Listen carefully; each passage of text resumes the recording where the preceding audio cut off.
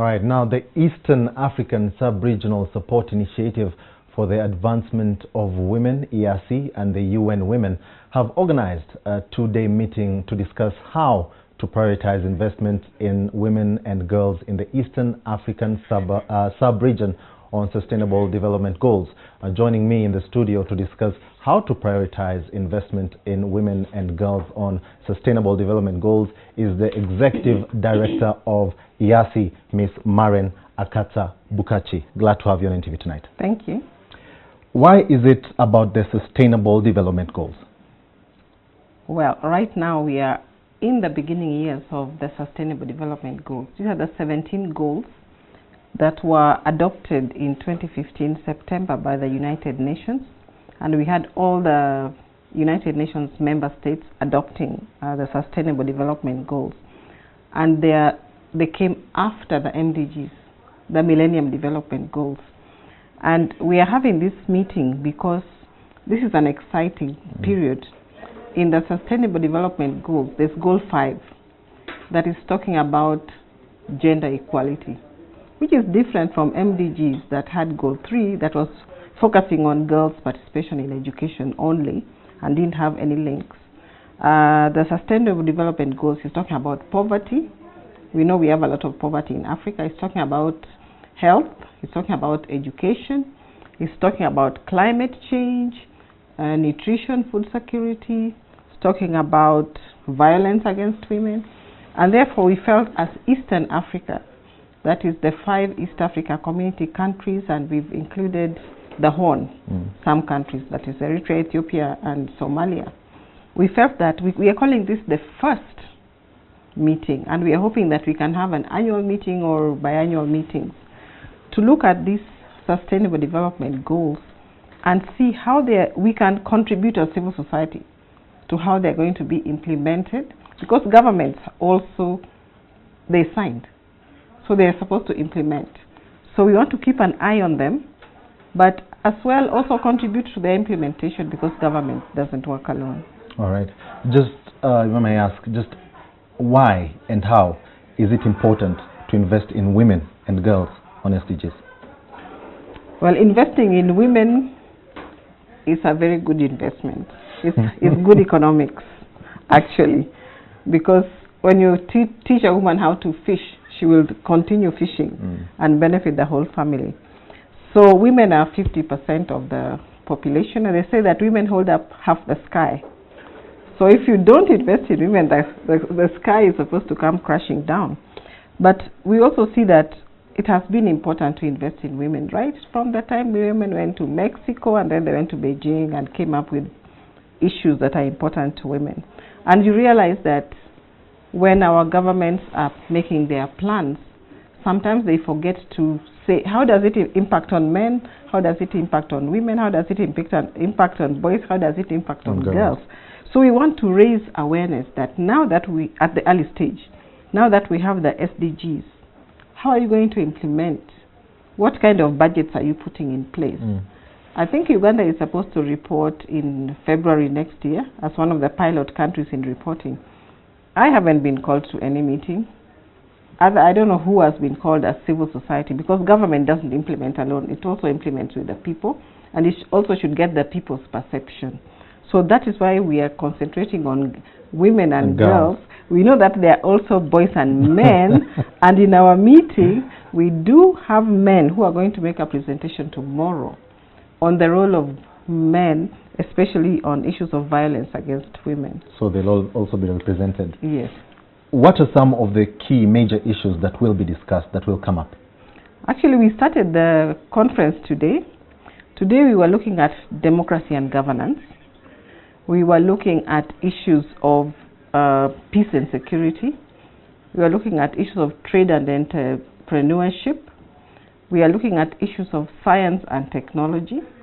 And this was very interesting. In this session, we had the first woman pilot from Kenya. She was a pilot at the age of 19. And she's the first woman pilot to be flying the Dreamliner. She no longer comes to Entebbe when she started. She's flying to London, to Amsterdam, to those international places. And finally, we were talking about health issues, mental health, women's cancers. There's a lot of cancers that are going around, especially for women. And we know in Uganda our radiation machine broke down. We don't have enough chemotherapy. So all those issues. And we were looking at alternative treatments, like the natural herbal kinds of treatments. We had a session on that. You were introduced to that because it's important also to look at how you can help yourself. Yeah. How do you want the governments in the sub-region to invest or to prioritize in investing in women and girls? We want what is called gender-responsive budgeting. Budgets that respond to gender issues. And gender is not about women. It's about men and women. So when you're making a budget and you say maybe you give 7% to health, then you know reproductive health, women give birth, they get pregnant, there are many effects, negative effects. There are many things that affect women that don't affect men. So when you're, let's say, giving that percentage to health, then you need to think, what is going to be the impact on this population and that population?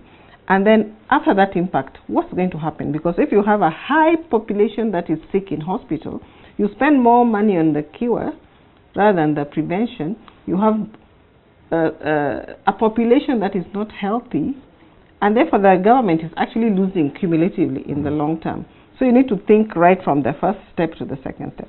The second thing, investing in women and girls, we want to have gender disaggregated data or sex disaggregated data. So when government is planning, they know that there's already evidence-based information that you're planning on. This is the number of issues, or this is the number of people, this is the number of men, or this is the number of women who have this kind of illness, or who are farmers, or who are poor. Then you plan accordingly. And then we want the government to keep their promises. They promised in 2015 in September to implement the Sustainable Development Goals, and the goal is up to 2030. The roadmap is up to 2030. So how are they going to implement? That is Agenda 2030, what you're calling Agenda 2030. Yes, Agenda 2030, which is the Sustainable Development Goals. So how are we going to implement it in a sustainable way and a successful way based on the indicators and the promises that government has made, and to keep the Goal 5 on gender equality, which is a transformative agenda throughout all the 17 goals. All right, just quickly before we let you go, EASSI is celebrating 20 years. Yes. What have you achieved? We have achieved a lot. We have contributed, because we can't say it's our own contribution. Yeah. We have contributed to issues on women's land rights. In 1999, I think we did.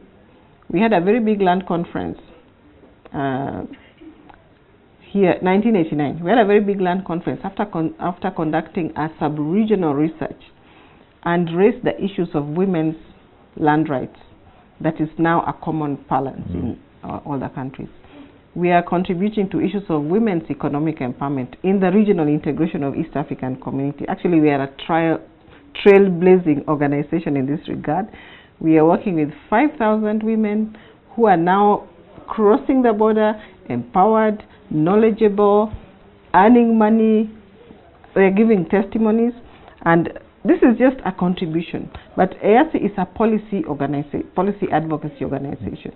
So we are advocating on gender-sensitive policies of trade, because the trade policies are not gender-sensitive. Yes. We have contributed to issues of peace and security, especially highlighting the link between small arms, guns, small arms and light weapons, and the gender dimension, and also raising the fact that actually even women are involved in these issues, but they are never consulted or asked. So men use the women to hide the guns, especially if you go to Karamoja. The men will give the guns to their wives, then they surrender the lousy ones, because women are not considered to be important in this process. So we have highlighted issues that women are important, they hold up the sky, they should be consulted, and they are a very important constituency of the population. All right, I have been speaking to Executive Director of EASSI, which is the Eastern African Sub-Regional Support Initiative for the Advancement of Women, Ms. Marren Akatsa-Bukachi. Always a pleasure to have you on NTV tonight. Thank you.